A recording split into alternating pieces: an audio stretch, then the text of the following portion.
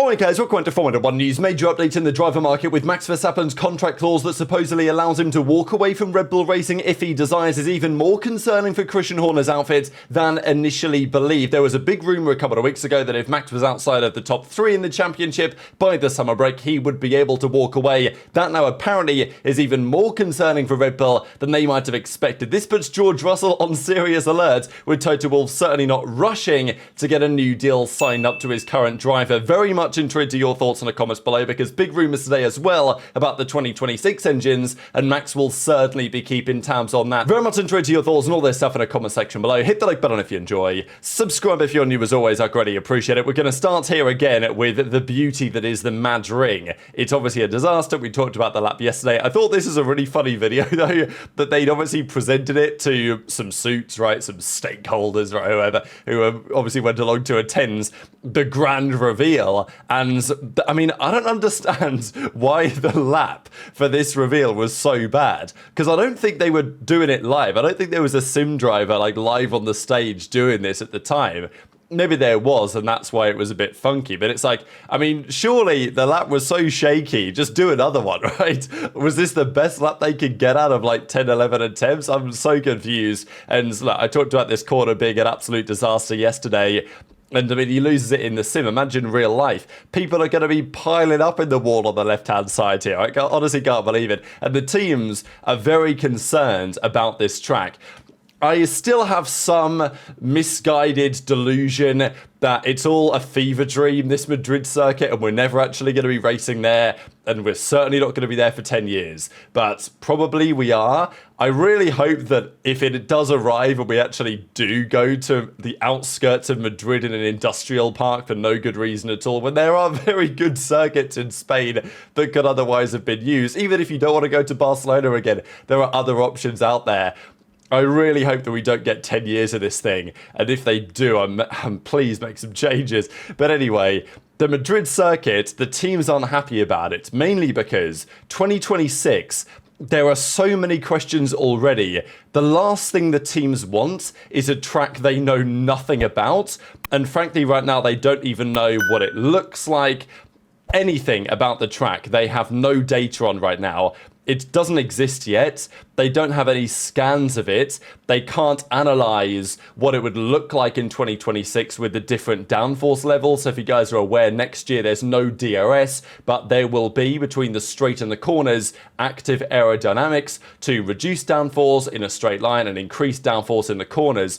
Using that on a track is pretty challenging, I'd imagine, certainly for the teams to get used to what they want to do. But at least if you've seen the track, then sure, that's fine. But the circuit hasn't really been approved. They have no information to share with the teams. The fuel consumption, any sort of ideas when it comes to the suspension, the downforce levels. The teams have no idea for Madrid, and with so many questions about next year, they don't have the measurements of the track, the layouts, they have no idea beyond the pictures published by the media or the position of the garages. You know, where are they going to put the trucks? What's hospitality? Where are they going to find the power outlets? Like all of these things that you wouldn't even really think about, they have no idea right now. Reportedly, a source that wishes to remain anonymous told this publication, "We are going in the dark about Madrid. People are starting to get nervous. The general feeling is that they are behind schedule." The teams aren't going to complain directly because in these matters, the interlocutor is the FIA. The teams pressure the FIA, and then the FIA pressures the circuit to speed things up. But yeah, there is a serious concern about this Madrid track, and that is probably saying the very least. This is the current calendar, or the contracts of the races on the current calendar. Imola is likely going to go and maybe won't come back for a long time. Mexico, they say that they're going to re-sign a 3-year extension there, so we'll see about that. Vegas ain't going anywhere. Baku probably isn't going anywhere. Kota certainly shouldn't be. Barcelona, unfortunately, you know this, I've got a real big soft spot for that circuit. I think it's way better than people give it credit for, personally speaking. I don't want it to go. It probably will for Madrid. Unfortunate. Zandvoort is going. They've confirmed that's not coming back. Singapore, I don't think that's going anywhere. Suzuka should never go anywhere. Jeddah has until 2030. We'll see how the development in Qiddiya, of course, gets on, the other city, the brand new city they're building out in Saudi Arabia, which may either replace or come on in addition to Jeddah. That is the plan. Austria, Abu Dhabi, Brazil, China. Miami has until 2031, which is, I think, unfortunate. Spa got its extension, but it's alternate years. So that's the problem, right? Madrid comes in until 2035. Hungary, Qatar, Bahrain, Australia. Anyway, that's your calendar. It's not exactly great. I think we need to see some changes, but I guess it could be worse. And if it could get worse, Formula One are probably going to try their best to make it happen in some regard. Domenicali, I'm sure, is cooking up a masterclass. Let's talk about the teams, because it's been a fascinating start to the season. The races probably haven't been as entertaining on average as we might have hoped they would be, but the championship fight is certainly exciting. Mercedes probably feel like they're kind of still in it, but I think they'll have to realize after Saudi Arabia that they can't just get by with the way things currently are. If they're not going to bring upgrades to this car, they're not going to have any chance in either of the championships. So Mercedes have to make a call where their priorities lie. There was their weakest race of the season so far, really, in Saudi Arabia. It's, they weren't horrific, but the pace wasn't really there, because I was expecting at the start of the Grand Prix that Max and Oscar would do exactly what they did. Of course, the turn one incident aside, we're not going to get into that again. I expected Max and Piastri to kind of be in that position where Piastri would consider, okay, do I attack here? Do I just drop back outside of the dirty air, keep my tyres alive to go for an attack later? But I thought that he wouldn't have the option to do that, because I thought that if he did, Russell would be right there behind him, but he wasn't really. The Merck's tyre deg was a massive issue, and Simone Resta of Mercedes says that issue primarily was because the fast pace of the track, their setup for the car wasn't optimal for keeping the tyres alive. And of course, the straights, which typically allow the tyres to cool down because, okay, you're going flat out, but it's a straight.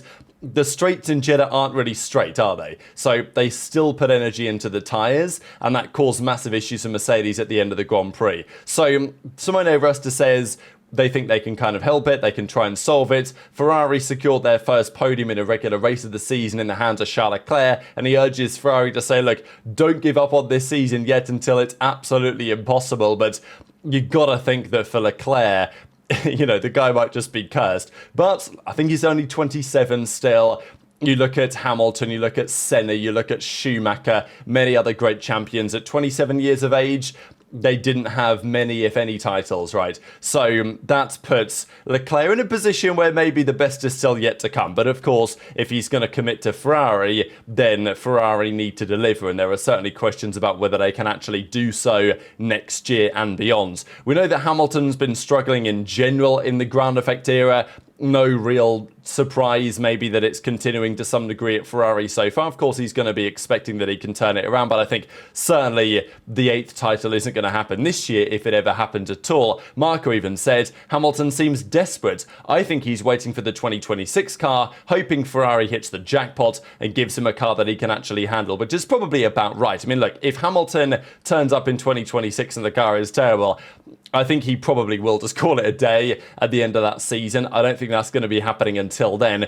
And the big rumour, of course, about Ferrari is where the engine currently lies. Now, I think for Ferrari, the answer is, truthfully, we just don't know. And we don't know a lot of things, obviously, about how good the engines are going to be next year. Although, it must be admitted, back in 2013, there were certainly rumours that Mercedes were going to be leading the way in 2014. And, that, of course, turned out to be rather accurate. So, whatever the rumours are now, you take them with a pinch of salt, but there is probably some, it's no smoke without fire, as it were. For Ferrari, however, nobody really seems to know.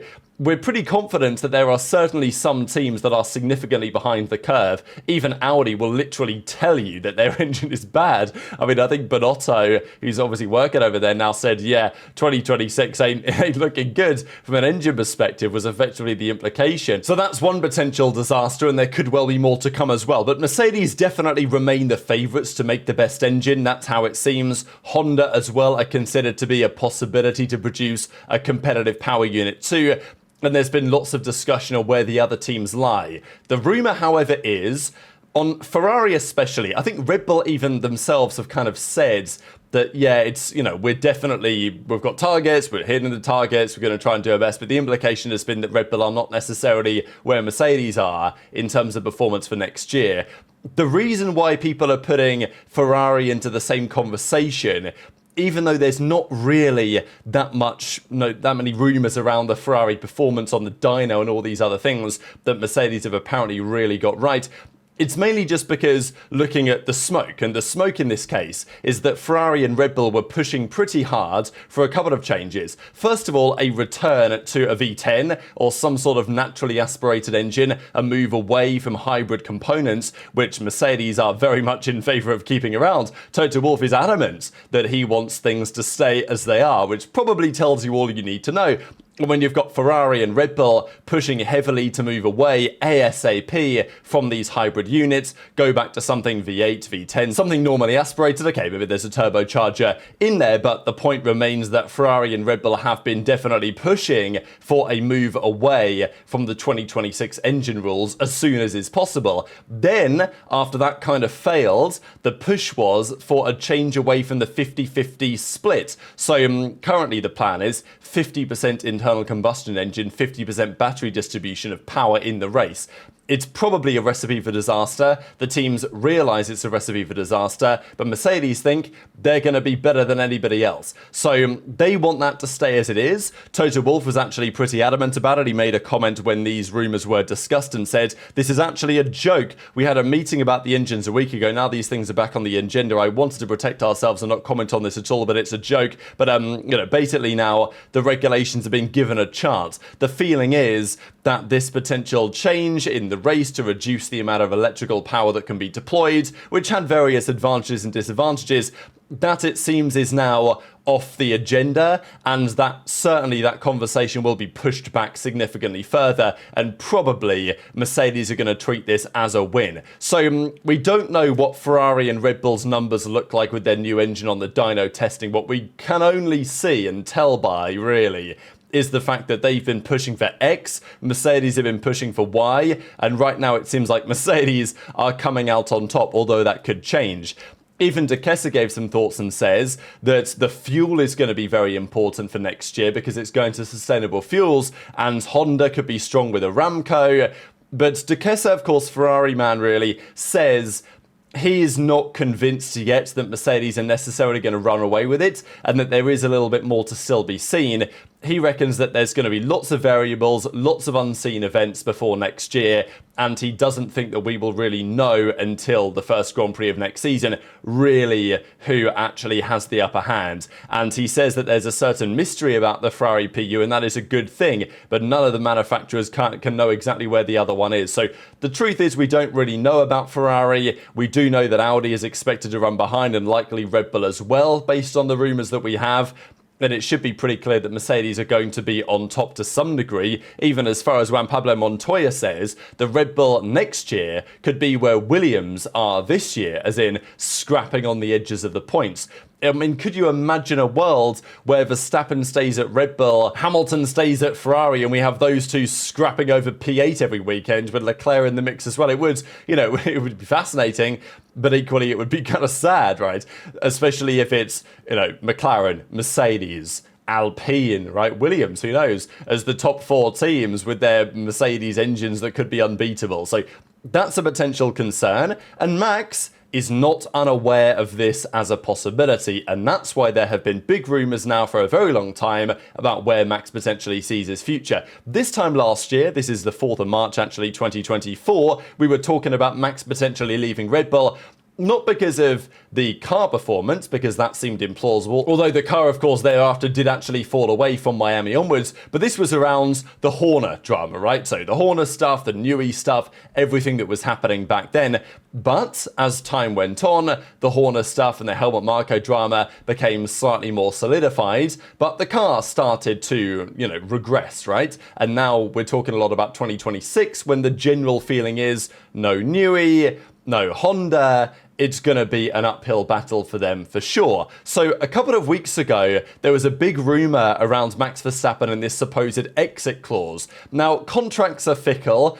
if a team wants to get rid of a driver, if a driver wants to leave, they could probably find a way to do it. But the Daily Mail reported, this is on the 14th of April 2025, that there was a report that the F1 champion, as in Max Verstappen, has a clause in his contract that would allow him to leave if he were lower than third in the drivers' standings. This could be activated in the summer. So we talked about this at the time, that there was a big rumour floating around that if Max was fourth or worse in the championship, then he would be able to say to Red Bull, hey, I want to activate this clause and leave the contract. Doesn't mean that he has to, or doesn't mean that he necessarily would, but he would be able to say, look, we have this clause in place and I'm going to walk away. However, as of today, things have changed around somewhat. This is an article actually from the race a couple of days ago. They mentioned it in a video last night, which I may share on screen for you guys in a second. Feel free to check out the whole thing after the video as well. And they discussed how their sources say it's actually even weaker for Red Bull in a bargaining position perspective, because their sources tell them that, and you know, their best placed sources, that it's actually outside of only the top two. So instead of having to be fourth or lower, it's actually third or lower in the championship at what they think is the summer break. And this is why it's becoming even more of a discussion, because our previous discussion was that, okay, if the McLarens are the best, you've got Piastri, you've got Lando. If Max is third, then if the clause says, well, you know, what if Red Bull are the second best team and the other team's miles ahead and Max is third, it doesn't mean that we're too bad, whatever. But if Russell was to be ahead of him, then that would have been enough. But after the last couple of Grand Prix, Russell has dropped to 14 points behind Max Verstappen. And will Russell overtake Max by the summer break? It's possible, maybe it's even plausible, depending on your perspective with the upgrades that Mercedes may bring, but it's certainly not likely, I wouldn't say, right now.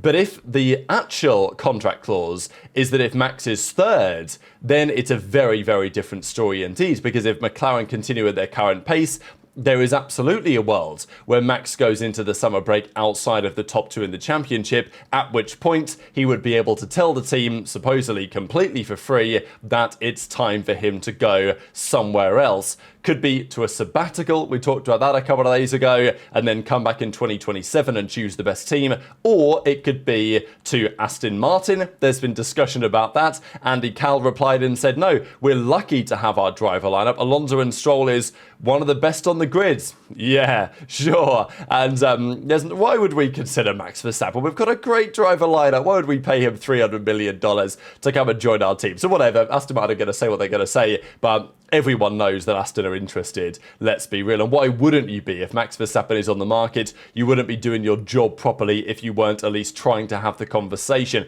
So this gives a little bit more credence then to the rumour of now a couple of days ago that Horner and Russell were having some sort of early informal talks to at least discuss the possibility of a future together. So look, time will tell. I don't think that Max Verstappen is going to leave without good cause to do so. And if Saudi Arabia is the trend for the rest of the season, then I don't expect that Max will leave.